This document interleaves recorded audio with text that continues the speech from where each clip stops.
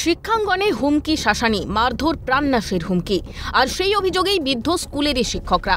শিক্ষকের বিরুদ্ধে এমন গুন্ডাগিরির অভিযোগ গোসাবার দয়াপুর পিসি সেন হাই স্কুলে। স্থানীয় সূত্রে খবর, গত 16 জানুয়ারি স্কুলে দুই শিক্ষকের মধ্যে ঝামেলা হয় পড়ুয়াদের সামনেই। পরদিন থেকেই শারীরিক অসুস্থতার জন্য ভারপ্রাপ্ত প্রধান শিক্ষক স্কুলে যাননি। এমনকি স্কুলের গেটে কেউ বা কারা তালাও ঝুলিয়ে দেয়। আর এরপর থেকেই ভারপ্রাপ্ত প্রধান শিক্ষক কালীপদ সর্দারকে ইস্তফা দিতে জোরাজুরি ও হামলার হুমকি স্কুলেরই দুই শিক্ষক ব্রজেন হালদার ও অভিষেক মাইতির বিরুদ্ধে। স্কুলে একটা অচল পরিস্থিতি তৈরি হয়েছে তালা দেওয়া থেকে শুরু করে, এবং সেখানে বলা হচ্ছে যে আমি টিআইসি পদ থেকে রেজিগনেশন না দিলে আমার উপর হামলা হতে পারে, বা স্কুলের পরিকাঠামোগত সেগুলো ডেভেলপ করে এটা চাইছি চালাতে গিয়ে বিভিন্ন সমস্যার সম্মুখীন হতে হচ্ছে। সেটা কিছু শিক্ষক অসহযোগিতা করছে আমাদের।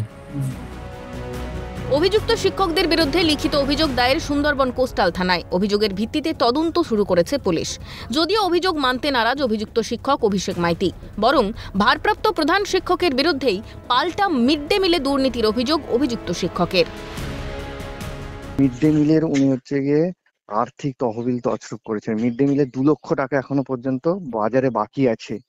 সেই সব টাকা ও হচ্ছে গিয়ে ও তার কোনো হিসেব নেই, এবং ওনাকে তো কেউ এসব কিছু বলেনি, ওনাকে আমরা ফোনও করিনি স্কুলে। উনি তো তারপর থেকে স্কুলেই আসছেন না। উনি গ্রুপেও জানিয়েছেন যে আমি অসুস্থ বলে আমি স্কুলে আসছি না, জানুয়ারি 17 তারিখ থেকে। তারপর থেকে উনি স্কুলে না এলে আমরা ওনাকে দেবো হুমকিটাকে, আমরা তো ওনাকে ফোনও করিনি।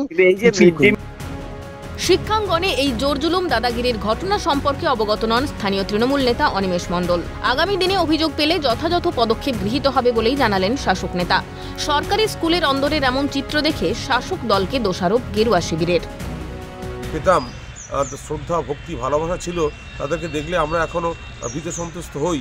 সেই শিক্ষার, সেই অবমূল্যায়ন শিক্ষকদের, সেই চেতনাবোধের উদ্বুদ্ধ বা চেতনাবোধ কবে উদয় হবে, যেখানে ছাত্ররা সৃজনশীলতা শিখবে, ছাত্ররা ভালোভাবে মানুষ হওয়া, শিক্ষকদের সম্মান করা, সম্ভ্রম করা।